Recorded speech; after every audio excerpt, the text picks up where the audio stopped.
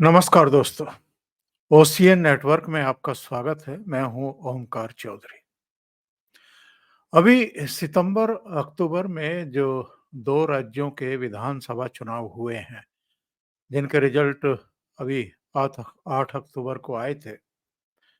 किसने सोचा था कि कांग्रेस भारतीय जनता पार्टी के हरियाणा में 10 साल के शासन के बाद भी सत्ता में नहीं लौटेगी।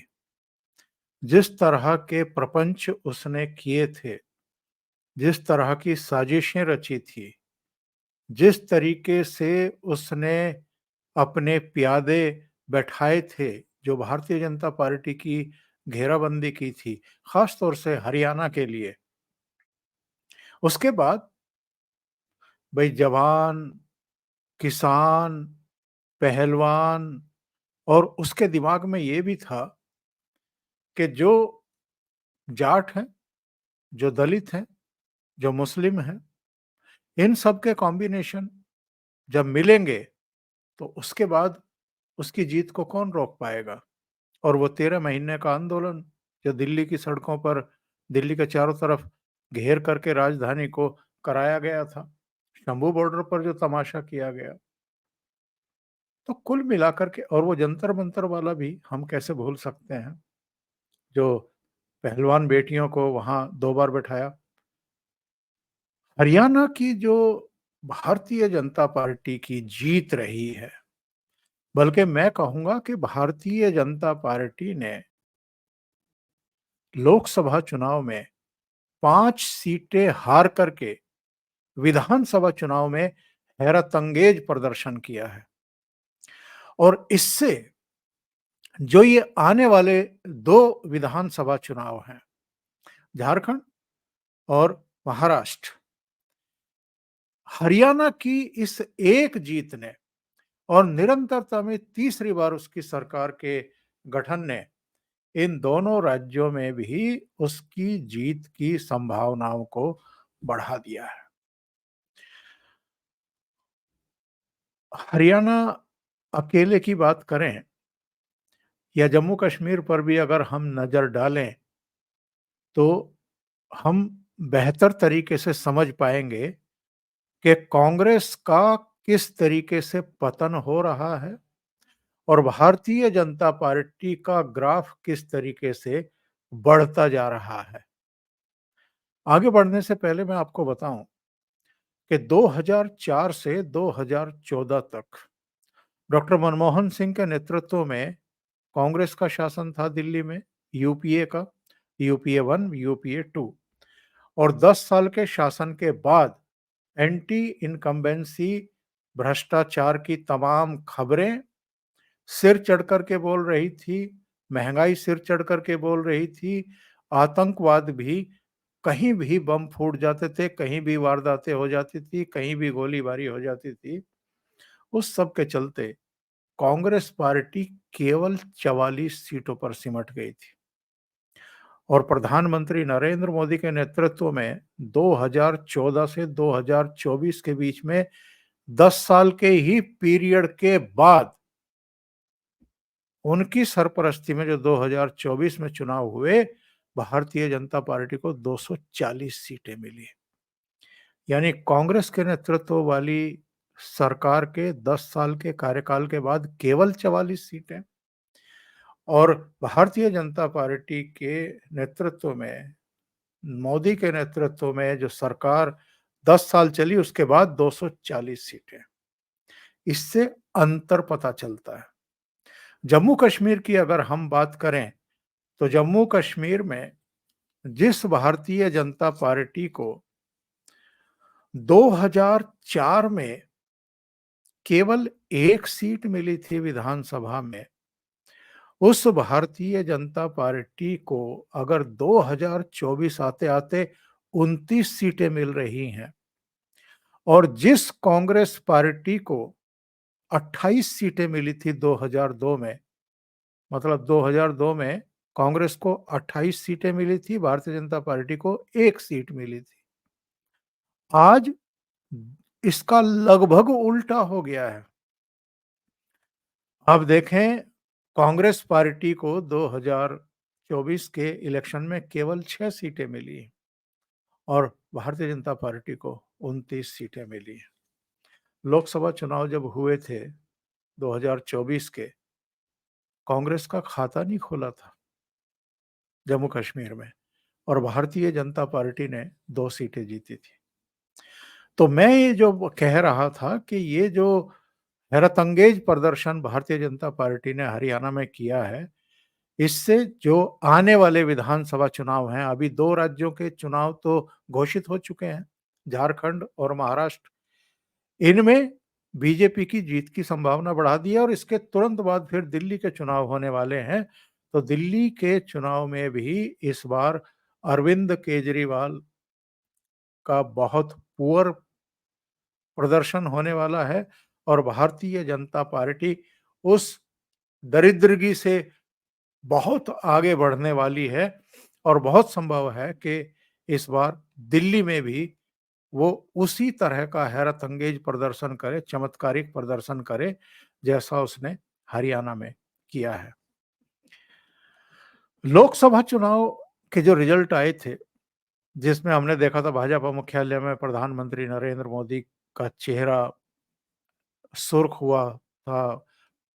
कहीं न कहीं उनको लग रहा था कि इतनी मेहनत के बाद 10 साल के उनके अनवरत संघर्ष, परिश्रम, समर्पण सब कुछ करने के बावजूद अगर तीसरी बार में भारत की जनता ने उनको बहुमत से 32 सीटें दूर खड़ा कर दिया, तो कुछ तो गड़बड़ है और वो क्या गड़बड़ थी वो हम सबकी समझ में बाद में आ गई थी। हिंदुओं को जिस तरीके से इन्होंने जातीय आधार पर बाँट दिया था, संविधान खतरे में है, आपका आरक्षण छिन जाएगा, खटाखट वो 8,500 ये सारी और दूसरी भी कुछ चीज़ें थी, जिसमें आरएसएस की भी एक भूमिका कहीं अ, थोड़ी-सी अलग हो गई थी क्योंकि जेपी नड्डा का एक बयान आ गया था। बहरहाल कई राज्यों में भारतीय जनता पार्टी को नुकसान पहुँचा था। पश्चिम बंगाल में भी, महाराष्ट्र में भी, हरियाणा में भी, राजस्थान में भी, कई राज्यों में उसको नुकसान हुआ, लेकिन उड़ीसा ने उसको सँभाल लिया था। 21 में से सीधे-सीधे 20 सीटें आ गई थी और सबसे बड़ी चोट तो उत्तर प्रदेश में ही लग गई थी। 29 सीटें सीधे घटी थी। कहाँ तो 2019 में 64 सीटें बीजेपी और अपना दल की आ गई थी और कहाँ भारतीय जनता पार्टी 33 सीटों पर आ गई और 2014-2019 में जिस समाजवादी पार्टी को केवल 5-5 सीटें नसीब हुई थी, वो उछल कर के 37 सीटों पर पहुँच गई। तो ये जो दूसरे दलों की सीटें बढ़ी अलग-अलग स्टेट में, उससे कांग्रेस पार्टी और ख़ास तौर से राहुल गांधी का कुछ दिमाग ज़्यादा खराब हो गया था और उन्होंने जिस तरीके के अपमानजनक शब्दों का प्रयोग करना शुरू किया, उसका रिएक्शन कहीं न कहीं हिंदुओं में हुआ। मैं पहले भी अपने प्रोग्राम में बता चुका हूँ कि चाहे सिलीगुड़ी में, चाहे संजौली, शिमला में, चाहे सूरत के सैयदपुरा में, अलग-अलग जगहों पर कर्नाटक में भी जिस तरह हिंदू सड़कों पर उतरे और एकजुटता का प्रदर्शन किया और हरियाणा चुनाव से पहले जो योगी आदित्यनाथ का बयान आया कि बटेंगे तो कटेंगे, उसने तो बहुत ही मारक काम किया और हरियाणा में गलतियाँ तो और बहुत सारी रही कांग्रेस पार्टी की। ओवर कॉन्फिडेंस वहाँ भी अडानी, अंबानी और पता नहीं कौन-कौन सी बातें जो हैं उठा कर के ये राहुल गांधी वगैरह ले आए और जिस तरीके से जाटों को ही आगे करके उन्होंने सोचा कि हम जीत लेंगे, तो गैर जाट यूनाइट फिर से हो गए इनके खिलाफ और भारतीय जनता पार्टी की सरकार बन गई। अब सवाल ये है कि महाराष्ट्र और झारखंड में क्या होने जा रहा है? और अगर इन दोनों स्टेट में भी परिणाम हरियाणा जैसे रहे, तो एक दूसरा सवाल खड़ा होगा। सवाल ये खड़ा होगा कि क्या कांग्रेस ये जो दोहरा धक्का लगने वाला है, अगर लगा, यानी झारखंड में भी और महाराष्ट्र में भी अगर ये दोहरा धक्का लग गया, झटका लग गया, तो क्या इसको कांग्रेस पार्टी बर्दाश्त कर पाएगी? और राहुल गांधी क्या बर्दाश्त कर पाएँगे? वैसे राहुल गांधी के बारे में हम लोग पहले भी डिस्कस कर चुके हैं अलग-अलग प्रोग्राम में कि ये तो अभी और चाहे 70 चुनाव हार जाएँ, अभी 88 चुनाव हारे थे, हरियाणा वाला मिलाकर के 89 चुनाव हो गए, कुल मिलाकर के जब से इन्होंने कांग्रेस की कमान एक तरीके से सँभाली है, नेतृत्व सँभाला है, 89 चुनाव हार चुके हैं, अलग-अलग राज्यों में 3 लोकसभा चुनाव। लेकिन क्या राहुल गांधी की सेहत पर कोई फ़र्क पड़ रहा है? या सोनिया गांधी की या प्रियंका गांधी वाड्रा की? तो इन ये तो एक तरीके से कांग्रेस के संगठन पर कुंडली मार करके बैठ गए हैं। कितने भी चुनाव हार जाएँ, कोई इनके नेतृत्व को चैलेंज करने की हिम्मत नहीं जुटा सकता। एक बार वो जी23 बना था जिसमें गुलाम नबी आज़ाद, कपिल सिब्बल, भूपेंद्र सिंह हुड्डा, विवेक तनखा, बहुत सारे नेता इकट्ठे हुए थे और नेतृत्व परिवर्तन की बात हुई थी। तो बस इतना हुआ था कि गांधी परिवार के ही किसी को अध्यक्ष ना बना करके मल्लिकार्जुन खड़गे को बना दिया। लेकिन फैसले तो सारे फिर भी ये परिवार ही ले रहा है और मल्लिकार्जुन खड़गे वैसे ही एक कठपुतली की तरह बस एक मोहर लगाने वाले बन गए हैं, जैसे मनमोहन सिंह नाम के ही प्रधानमंत्री थे। एक्चुअल में तो सुपर प्राइम मिनिस्टर की भूमिका में सोनिया गांधी ही उस समय हुआ करती थी। जिस तरीके से हरियाणा में लोकसभा चुनाव में भारतीय जनता पार्टी की 5 सीटें घट गई थी, उसी तरीके से अगर आप गौर करें, तो महाराष्ट्र में भी इस बार लोकसभा चुनाव में भारतीय जनता पार्टी की भी और उनके सहयोगियों की भी जो परफॉर्मेंस थी, वो खराब थी, बेहतर नहीं थी। कहाँ तो भारतीय जनता पार्टी की 23 सीटें आई थी 2019 के चुनाव में और कहाँ वो दाही का आंकड़ा भी पार नहीं कर पाई। इन तीनों की, यानी भारतीय जनता पार्टी की, एकनाथ शिंदे की पार्टी की और अजित पवार की पार्टी की 48 में से केवल 17 सीटें ही आई। लेकिन जो लोग हरियाणा में ये सोच रहे थे कि भारतीय जनता पार्टी की लोकसभा सीटें 5 घट गई हैं, इसलिए उसकी वापसी अब हरियाणा में असंभव है, उनको चुनाव परिणाम देख कर के बहुत बड़ा झटका लगा। और ख़ास तौर से कांग्रेस को तो इतना झटका लगा कि उसकी सोचने समझने की शक्ति ही चली गई। उसने ईवीएम के सिर पर फिर से ठीकरा फोड़ना शुरू कर दिया। तो यहाँ महाराष्ट्र में जिस तरह की इस समय खबरें आ रही हैं, उससे ऐसा लग रहा है कि जो कुछ हरियाणा में हुआ है, वो झारखंड में भी रिपीट हो सकता है और महाराष्ट्र में भी रिपीट हो सकता है। तो अगर ऐसा होता है, तो क्या सूरत-ए-हाल बनेगी? राहुल गांधी का क्या होगा? राहुल गांधी का कुछ हो ना हो, लेकिन कांग्रेस की जो आगे की संभावनाएँ हैं, वो तो निश्चित रूप से धूमिल होने वाली हैं और जो आगे और चुनाव इनके बाद होने वाले हैं, चाहे दिल्ली का हो, असम का हो, बिहार का हो, तमिलनाडु का हो और पश्चिम बंगाल का हो, ये अगले 2 सवा 2 ढाई साल के भीतर चुनाव होने वाले हैं।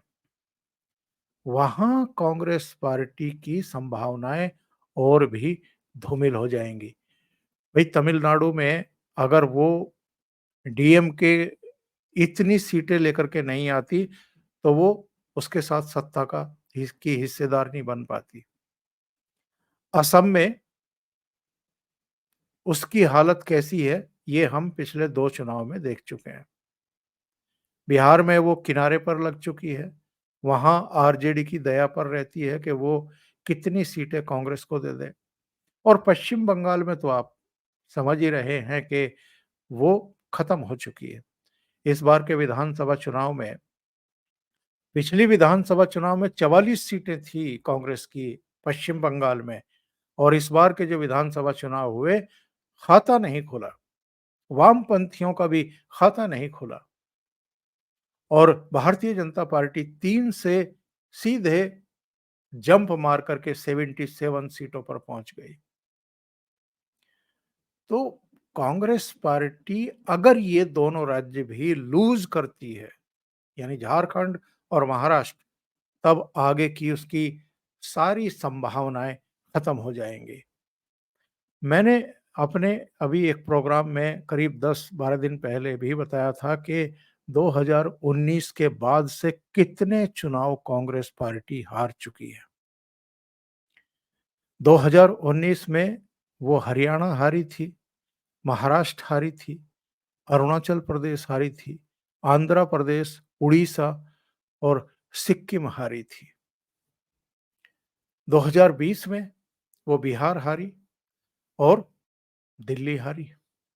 2021 में असम, केरल हारी, पांडुचेरी हारी, पश्चिम बंगाल भी हार गई।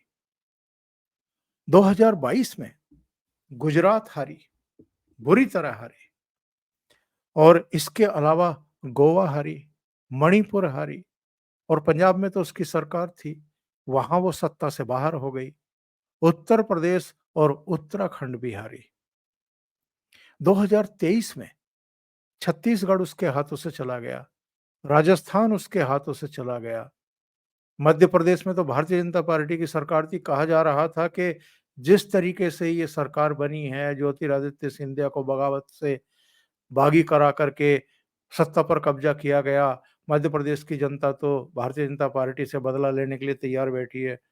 वहां तो उसने रिकॉर्ड कायम कर दिया, जबरदस्त जीत हासिल की मध्य प्रदेश में। ऐसी अतीत में कभी भारतीय जनता पार्टी की जीत नहीं हुई।